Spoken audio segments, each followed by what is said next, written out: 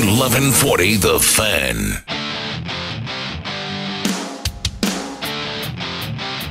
Talkin Money! Well, alrighty then. We're back to Talkin Money with Jeff Tarbell. Hey, all right, how you doing? Our text line is blowing up here today at 441140, so I'll see if I can roll through some of these. We had our text questions of the day going out there. Should someone who creates a unique intellectual property or physical item or something while they're on the job, should they be entitled to ongoing revenue or benefits or patent rights or royalties or whatever you want to call it from their creation?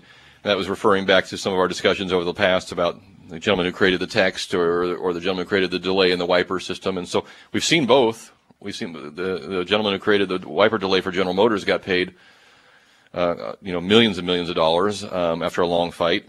This gentleman here who created the text didn't even, I guess, ask for any money. So our question was, are they entitled to money? I would say most people that are texting in are saying no, they shouldn't be entitled to any money unless they create something, kind of outside the workforce or something outside of their scope of their job, which I would agree with. Ryan in Antelope texted us that his dad was a scientist during the Star Wars Ronald Reagan time frame and developed the laser to shoot down the ICBMs out of the sky, and what he got for his work was a plaque. And the company got the patent. But that was his paid job to do, and we were just saying during the break there, I guess if you're a true entrepreneur and you figure you're really onto something that you could do, then you probably should quit your job and go do it. I'm not sure how you develop a laser that shoots an ICBM when you're down at Home Depot asking them if they have a little bigger flashlight you could borrow or something that would, how do I shoot something out of the sky from having the resources in the lab to do things is probably how a lot of these things get done, but I thought it was a good point. We had a text earlier. A gentleman was asking us about he bought a house in 2009, and how does he refinance it if he's upside down? He texted later on, said he has a USDA loan, and that leads me perfect because this article's been sitting at my foot about USDA, and this I did not know, and I've done a lot of USDA loans over the years, more earlier in my career than I have lately. USDA, the Department of Agriculture has what's called their Rural Home Loan Program, which in our area is. You can find a lot of houses. I mean, you have to stay out of the main part of Sacramento County. You can go way down south into Sacramento County, but you can go over the border into Yolo, all of El Dorado County, most or a good part of Placer County. If you kind of get outside of Rockland and Roseville, Lincoln is still Marysville. Yeah, Marysville, Yuba County for sure. So this program is 100% financing with USDA. There are some income limits to it by household size, but it's a good it's a good program.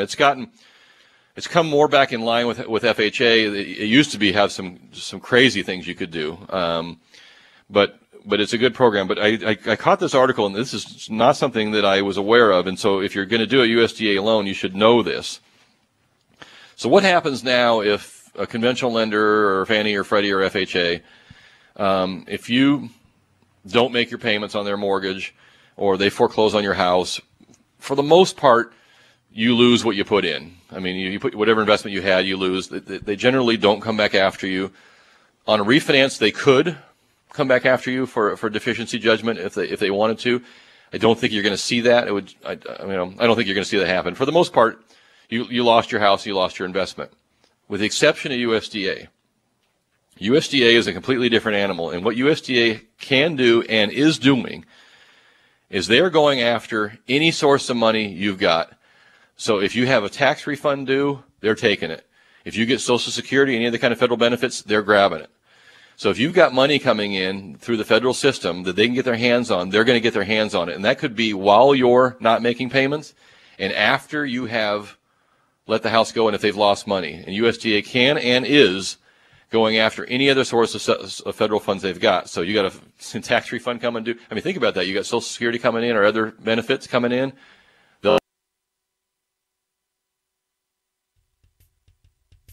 Job.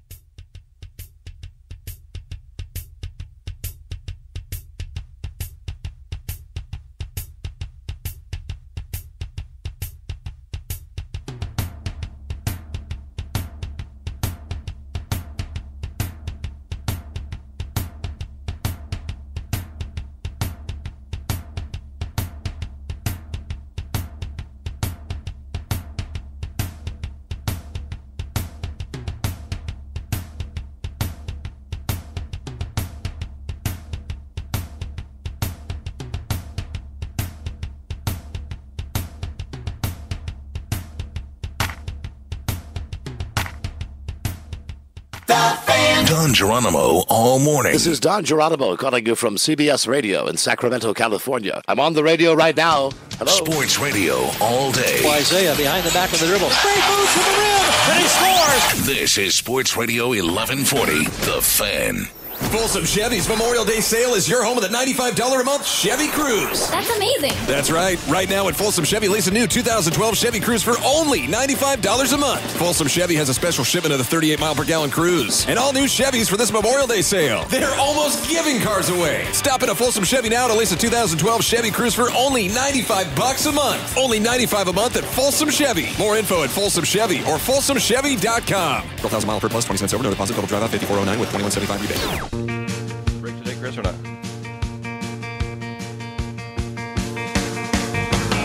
Right. I guess CBS isn't paying the phone bill down there. I could hear them. They could hear Chris talking to me, but he couldn't hear us, which is probably the best segment of the day. We couldn't hear. So I'm not sure where we cut off there, but we were talking about the USDA program.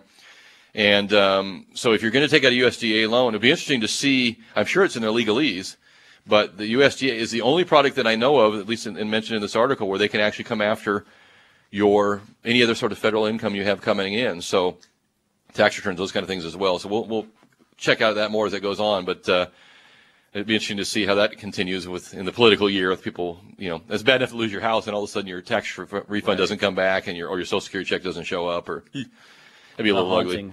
We're out here at 2820 Truxell Road. We're finishing up our open house tour today. Chad Phillips is out here from Remax, and Chad, I wanted to ask you just a couple of things. I think John mentioned it briefly earlier in the program. What I'm seeing now as a tactic of buyers agents, because it's so competitive right now to get your offer accepted, right? So take this house for example. The asking price is $160, let's say. Mm-hmm. So I'm representing John, and I happen to know just by looking here today that there's probably 6 or 7 people walk through. 3 of them are going to write offers. So I write John's offer for $180,000, and I do that just to get ahead of the pack, right? Sure. So the seller looks at you and says, you're the listing agent. The seller says, well, why wouldn't I take John's $180,000 offer? Everybody else is offering $160. So I get in, and then I get the appraisal done, and the house appraisals for $160, and I come back to you and I say, hey, Chad, my buyers can't get financing based on that. What do we do? Yeah, it's not a new tactic. It's been going on for a while, but I think people have gotten much wiser as to how to deal with this situation. And first off, you don't want to deal with an offer that's that far over. And if you are, a lot of sellers now are actually putting in the contract that the buyer pay the difference if the appraisal comes in short. So kind of puts a buyer in a pickle at that point, whether if they actually want to follow through with it at that point.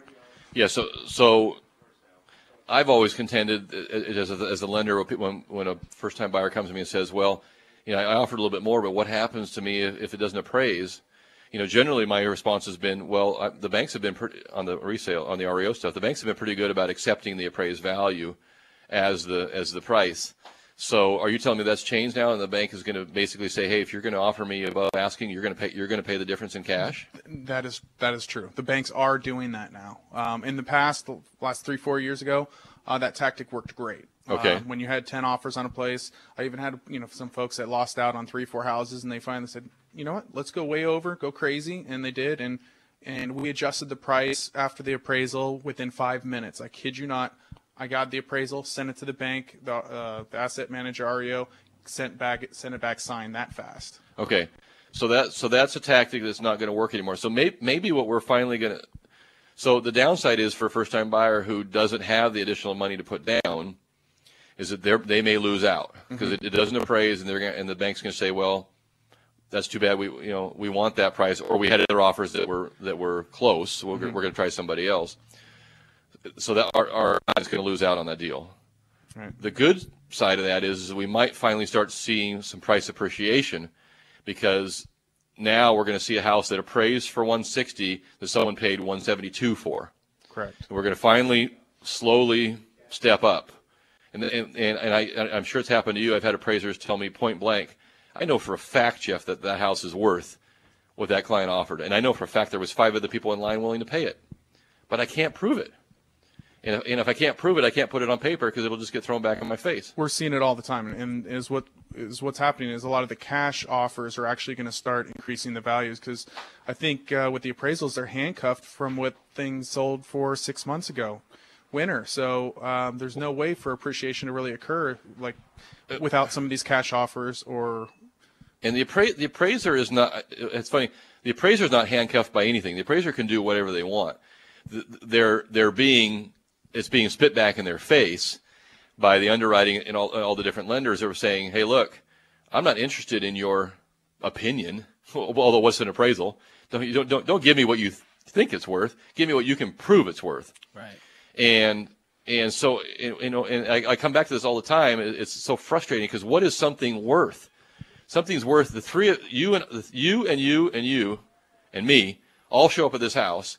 We're all ready and willing, able buyers, okay? And we bid the price up because we like this house. It's worth what one of us is willing to pay for it. I outbid you. Absolutely. And you and you by all $500. That's the value of this house. Now try getting a loan. Yeah. Now the problem is that's fine, Jeff. You're the high bidder. But just because you're the high bidder, just because you think you know more than the rest of the world in the market, doesn't mean we have to finance your speculation. So we say the house is worth $160. You want to pay $170. It's well within your right. We'll make you a loan based off $160. You put up the difference.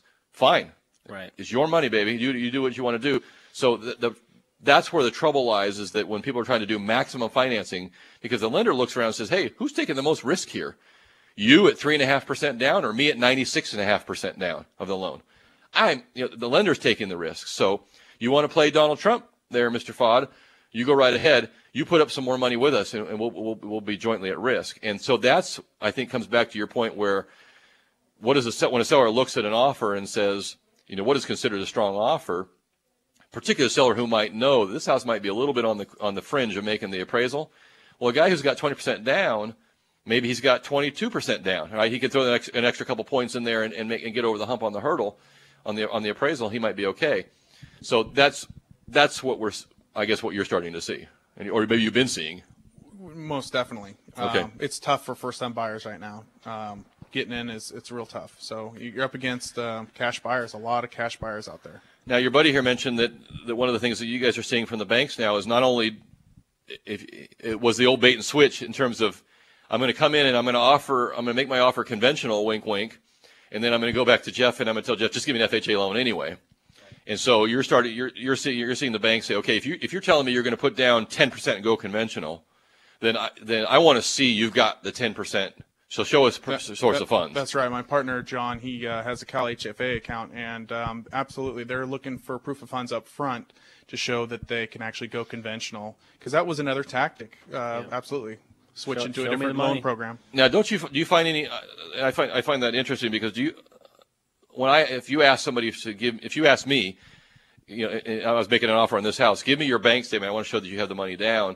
You seem to get a lot of reluctance to that because you may have somebody who's extremely well qualified, or the guy needs to put down $20,000 and he's got $200,000 in the bank, and it's like, do you want? Well, if I show that to him, some people think, well, they're going to ask me for more money, or more money down, or they're going to ask me for more or higher price. So you start getting this, a little bit of reluctance to start showing, showing your hand, if you will. So, but I do. So do they want to see the actual statement, or will they take a letter from me saying I've verified the funds? But because they might consider me the bad guy still if I'm willing to switch them into another loan. I don't know. Yeah. Okay. That's definitely something. Yeah, I had a Cal HFA purchase about a month ago, and they wanted bank statements, and they were very. So Cal FHA wanted to see the bank statement. They were the seller. They wanted to see the statement, showing we had the money available, and there wasn't. I was trying to do the same thing. I verified he has $15,000, and they wanted the accounts. So it's, which is good. It's good for the market. It's tough for first-time home buyers. But, use a good agent, use a good realtor as a buyer's agent, and make sure you know how it works and do your business. So, Chad, that music we got 2 minutes left. But are you able to quiz your asset managers at these banks and things and ask them, what is the holdup? When are you guys going to release some of this property? Because we could use it right now. I mean, is there an actual person you can talk to and say, come on, bring us 50 more houses. We'll take them tomorrow. Oh, I could give you my opinion on that. I don't know if I could do it in a minute or so, but I think there's a big holdback from Fannie, Freddie, and B of A. They do have the inventory. They're holding back. It's kind of helping. Market's doing better. Well, I could argue it both ways. It's not a natural market, but it is what it is. And so you think that release or them holding back is keeping keeping prices up a little bit? Absolutely. Okay, that's interesting because I think the other way. I would rather just get this over with and get the houses out there. Let's get some buyers into it and get moving on. But we've got 1 minute left, so that's it. So if you're out running around, Chad's going to have the open house open for another couple hours. We're at 2820 Truxell Road. You can stop in and say hi. If you need a good agent, Chad can talk to you about this house or some others as well. And that's it. You going to Tahoe? Holiday weekend. Yeah? Tahoe. Little bike ride? Bike ride maybe with a motor on it? With a motor on it? Yeah. So John used to race bicycles, which is what you do when you got nothing else. So you're trying to get in shape. I don't see how that's kind of like skiing in the United States. That was different than in Europe, I guess, huh? Yeah, we'll talk about that sometime as well. That music is it. Hey, you can find us on Facebook if you want. We have a Talkin Money page. My website is jefftarbell.com. If you can't catch a show live weekly and you want to get on our podcast list, we've got that as well. We also put the podcast up on the Facebook page, so you can find it there. That's it. We'll see you next Saturday, everybody. Have a great weekend. Be safe, and see you on Saturday. Aloha. Hey, thanks, Chris. Appreciate it. Talkin' Money.